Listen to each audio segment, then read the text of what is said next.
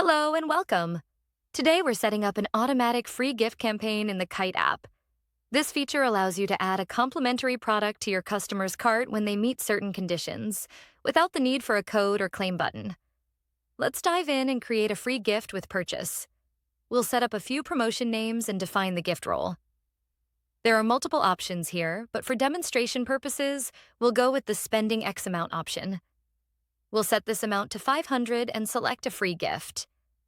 Scrolling down, you'll see the automatic option. There are two sub-options under this. The first option, only one gift for all rules, highest price would be given, means if you set 3 different rules, only one gift of the highest price will be automatically added to the cart.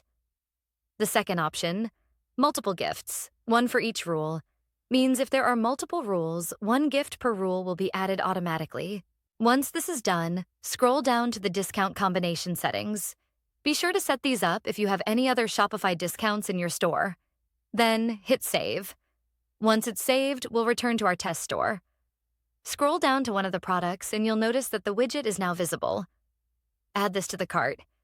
And you'll see that the free gift is automatically added when you view the cart.